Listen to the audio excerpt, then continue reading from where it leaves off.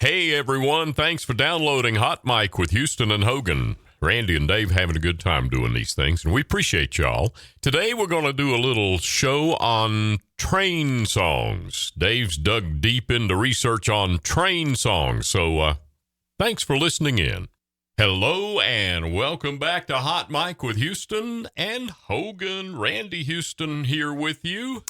And I hear that train a-coming, rolling down the line. We said we'd go talk about train songs, and here we go. Yeah, and we talked about Johnny Cash on our last podcast, and there's so many more Johnny Cash stories that we could tell, but I have one which relates to a train song. Please, because Johnny was, he was partial to the train songs, too. Hey, Porter, remember that? On the old Sun Records, one of his first recordings. Yeah. If not his first. Yeah. On Sun Records was Hey, Porter. Yeah. But then he came along with the Folsom Prison Blues, and I hear that train a-coming, and that's one of his signature songs.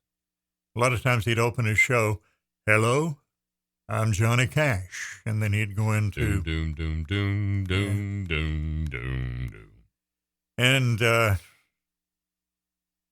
another train song was the Orange Blossom Special, and I have a story about that. Okay. Johnny had you remember the vocal recording of the Orange Blossom Special? Oh, yeah. Which is a bluegrass fiddle tune standard. Yeah. Up-tempo, hard driving. Johnny told the story about being in Miami performing with the Carter family.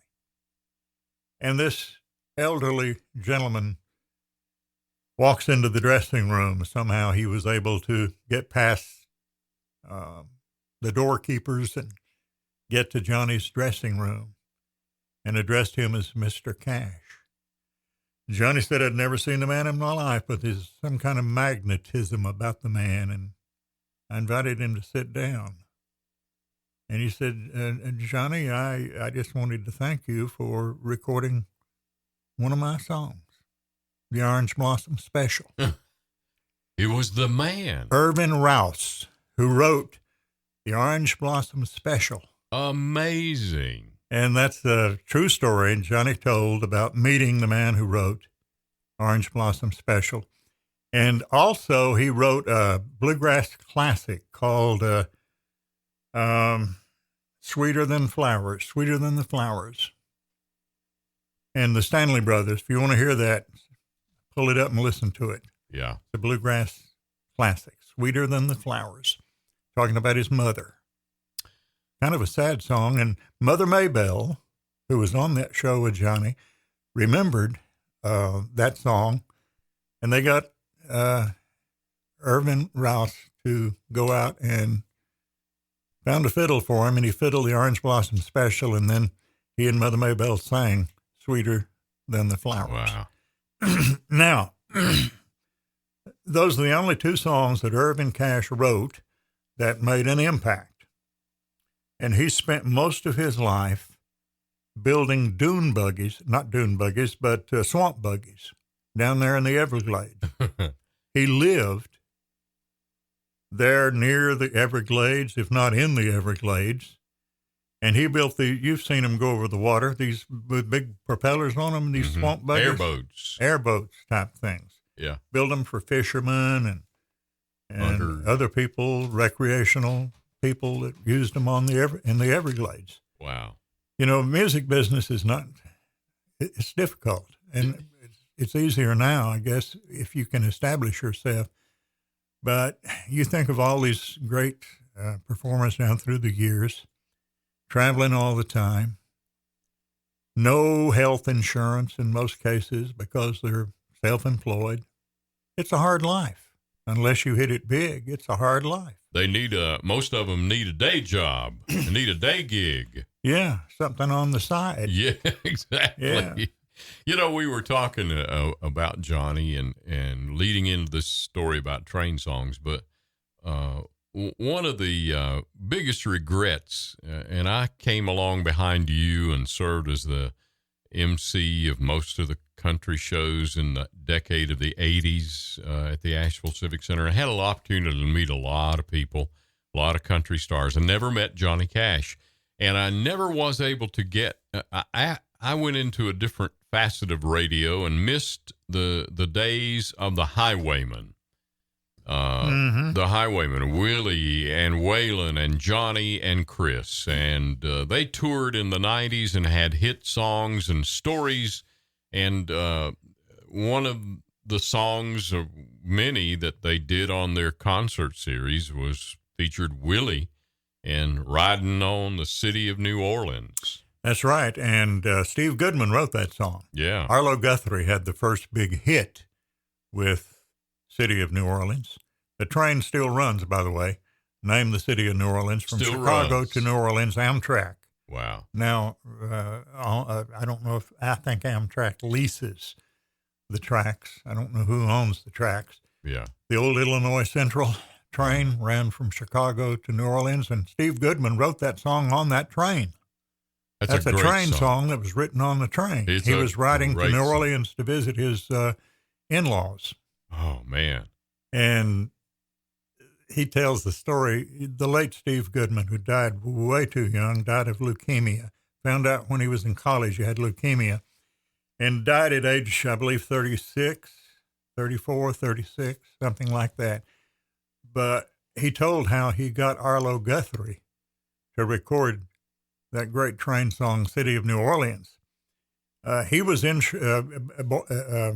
Steve Goodman was from Chicago, and Arlo Guthrie was playing a pub or honky-tonk there in Chicago. And Steve Goodman went to the show, and afterwards made his way up to Arlo Guthrie and said, I got a song I'd like to sing for you. Reluctantly, Arlo Guthrie said, okay, but here's the deal, son. You got to buy me a beer, and I'll give you as much time to sing your songs as it takes me to drink the beer. And when I finish the beer, we're done, and you're out of here. That's all the time you get. Yeah, that's it. And That's so a funny story. he sang City of New Orleans, and Arlo fell for it. Big time, recorded it. It was a big smash hit. Oh, man. And many of you may recognize the name Steve Goodman from the David Allan Coe song, You Never Even Call Me By My Name. The song of I Was Drunk the Day My Ma Got Out of Prison. That song. The Steve Goodman song. David Allan Coe in the recitation part of that song says, a friend of mine named Steve Goodman wrote that song. And Steve Goodman wrote that song also. Along with a little help from John Prine. John Prine. John Prine helped him write that song, but John would not take any credit for it. And we talked about jukeboxes one day on this program, and John Prine was a big fan of jukeboxes. And because he refused to take any credit for helping Steve Goodman write that song, that Steve Goodman bought him an elaborate jukebox, and it showed up on a truck at his home unannounced one morning. Says, thanks for everything, Steve Goodman. They say Steve Goodman was one of the great people ever in the music business. And so was John Prine. So was John Prine. Exactly. You took the words out of my mouth. I can see how those birds of a feather flock together. Both great people and fantastic songwriters. I must admit that I did not become the John Prine fan that I am now until after his death. And I regret that, but boy, have I become a John Prine groupie. I love every one of his songs and listen to them repeatedly. Same here. John Prine's music was not what they refer to now, I think, mostly as radio friendly. That's it. You and I were in country radio a lot. And his songs were not that commercial. We didn't get them. We weren't in the main vein in country with John Prine music, and I regret that. But, boy, I'm sure glad I didn't wait too late. Waiting for a train all around the water tank, waiting for a train. Is that a Jimmy Rogers song? Jimmy Rogers, and one of the first really big train song hits. Really? Okay. And, of course, he had a connection to Asheville. Oh, yeah. And to Bristol, Tennessee. He was living in Asheville, Jimmy Rogers was, when he went over to Bristol to make his first record. I think he was on WWNC, wasn't he? Yeah. Oh, yeah. There's history with him in 570. Yep. When the old Citizen Times building and the live auditorium they had there. And gosh, everybody has recorded, not everybody, of course, but just about everybody of note has recorded that song, Waiting for a Train. All around the water tank. And, you know, young people may not understand the water tank part. The old steam engines had to have water, yeah. And a train could, about every 100 miles or so, they'd have a water tank, and the train would stop, and that was one of the best places for a hobo to catch a train. Yeah. Remember Boxcar Willie? Oh, yeah. He had some train songs. Didn't he, though? Yeah. And another huge train song was the Wabash Cannonball. Wow. Roy Acuff. Yeah. That was his signature song, and I just wonder how many times the late Roy Acuff sang Wabash Cannonball. Can you imagine? Can you imagine? That brings up, you've heard the artists talk about, if you have a hit song out of that, you better get ready to sing that song for the rest of your life. And another of the really old train songs is The Wreck of the Old 97. Yeah. That was a Johnny Cash hit, wasn't it? Yeah, but I think Vernon Dalhart had it back in the 20s, or something like that. There was actually a train wreck, the old 97. Yeah. And there was a song about it, and it was along with the Jimmy Rogers Waiting for a Train, early train songs. But there have been so many. Another one that comes to my mind that's a favorite of just about everybody's Red Foley and the Chattanooga Choo Choo. Oh, boy. That song has been recorded by so many people. Asleep at the Wheel does an incredible job of Chattanooga Choo Choo. Oh, man, Asleep at the Wheel, that's one of my favorite bands. Mine, too. Brother Ray Benson. Favorites. Yeah. There was a lady from North Carolina, born in Chapel Hill. I believe she was raised in Carborough. A black lady. Most people won't know her name. But if you go online and do a little research, you'll find out what an inspirational, talented figure Elizabeth Cotton, nicknamed Leba Cotton, was. And she wrote another train song that's been recorded by just about everybody. Freight train, going so fast. I remember Jim and Jesse had a hit on that. Oh, a lot of people have recorded Freight Train. I forget how many, I read how many, but it's way up there in the dozens of recordings of Libby Cotton's train, not Waiting for a Train, but Freight Train. Now, she was a domestic worker, as a lot of black ladies were back in her day.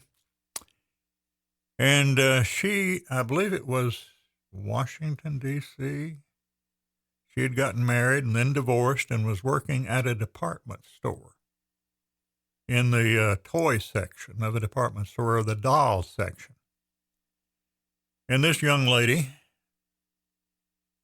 got lost. And Elizabeth reconnected her with her family in that department store. She got acquainted with the mother and became friends with this family in, I stand corrected, but I'm going to use Washington. I think it might have been Washington. But it was the Seeger family. Pete Seeger. Yeah. Charles Seeger. Mike Seeger. She went to work for the Seeger family. Okay. And their music family, I'm pretty sure it was Washington, because Charles Seeger, I believe, worked for the Smithsonian or was connected to the government in some way, music-wise. And one day they walked in, one of the members of the family walked in the house and heard guitar being played. And of course, being a music family, there were guitars on the wall everywhere. And Elizabeth had taken down, she was like in her 40s at this time. She'd taken down one of those guitars and was playing Freight Train, a song she'd written when she was 12 years old. Wow.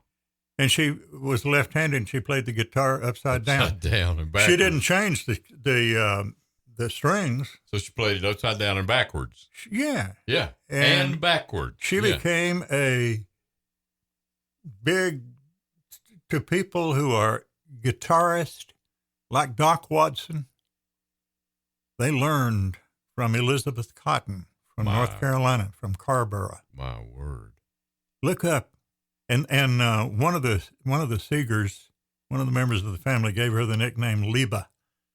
So she went by Liba Cotton for a lot. And there's a you'll find her on YouTube singing Freight Train when she was 92 years old. Wow. About a year maybe before she died. Freight train, freight train. Running so fast. It's been, that running has sometimes been going so fast, moving so fast, depending on who sings the song. Here are some other train songs people will recognize, I'm sure. Randy Travis and This Train. Yeah. In the Pines, Bill Monroe. Oh, yeah. Hobo Heaven, Boxcar Willie. I mentioned Boxcar earlier. Gordon Lightfoot from Canada and the Steel Rail Blues. Yeah. Wimley and Stoney Cooper had The Midnight Special. And that's been recorded by a lot of people. And then Josh Turner, more recent years, Long Black Train. Boy, what a story behind that song and his performance at the Grand Ole Opry, an unknown Long Black Train. I think he wrote that song, didn't he, Dave? I think so. And he was asked to perform on the Opry that song. And he tells the story. He told it to Bill Gaither, is where I heard him tell the story about being introduced, brought on stage, sings the song, does an encore, and he's out the back door. He said, I was climbing the steps to go out the back door and go to my car and go home, and a guy caught me and said, you got to come back. You got to come back. That crowd's going crazy in there for the Long Black Train. And he said he had to come back and sing the song again on the stage of the Grand Ole Opry, and that launched the career for Josh Turner. That is a very powerful song. I remember a gentleman calling me when I was on the air at a station that was playing rock and roll oldies and saying, you got to dig up this song called Long Black Train by Josh Turner. You got to find that song, and you got to play that song. And I'll never forget that guy's conviction on the phone with me about how powerful that song was. I found it, got it, played it, totally understood everything that was going on. A very inspirational song. And there's another train song that has been an inspiration to a lot of people because it's one of the old gospel songs called Life's Railway to Heaven. Oh, my. I love that song. Yeah. Life's Railway to Heaven. Very popular gospel song for many, many years. John D. Loudermilk, also a North Carolinian, wrote Blue Train of the Heartbreak Line. Then there's the Cannonball Blues. That was recorded by the Carter family. Hank Snow had a couple of big train songs, I'm Moving On and The Golden Rocket. And we've talked about Johnny Cash. And I remember at the City Auditorium in Asheville, Johnny doing John Henry was a steel driving man. Yeah. And he made about a 10-minute show, a 10-minute program out of just that song. Really? Yeah, the story of John Henry. Chris Stapleton recently, Midnight Train to Memphis. Oh, boy, Chris Stapleton's hot as a bacon grease now. Another old train song is the Rock Island Line. Oh, the Rock Island Line. I got to play that one. I'm glad you reminded me of that. Yeah, pull that out. It's been recorded by a lot of people. But Johnny's version is the best, my opinion. Rock Island Line by Johnny Cash. Rock Island Line. But it goes back to the 50s. I remember it was a hit when I first got into the radio business. Really? And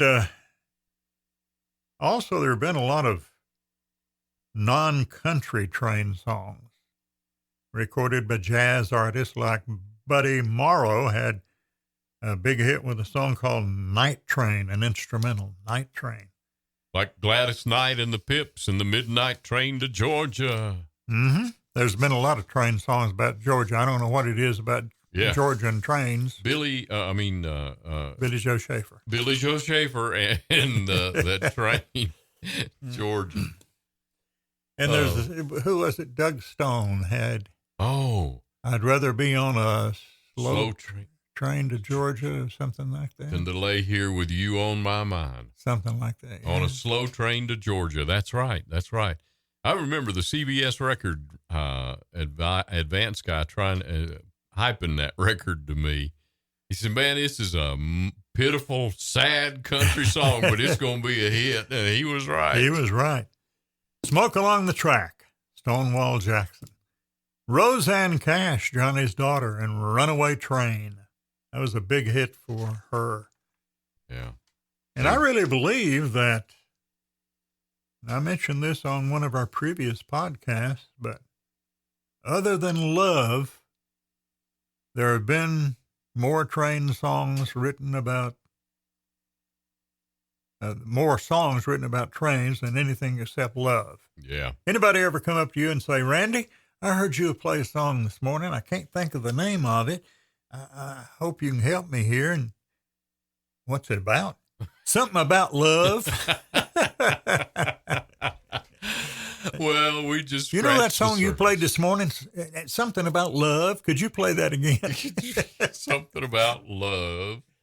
Well, we got so many more love topics and artists to talk about on Hot Mic with Houston and Hogan. We're going to delve into some more great country stars like Johnny Cash and Patsy Cline. And don't forget Roger Miller. And Engine number 9 and King of the Road. Amen, brother. Amen. And these train songs are all over the place. Thank you so much for joining us on Hot Mic with Houston and Hogan. Be sure to click the subscribe button for another episode of Hot Mic with Randy Houston and Dave Hogan.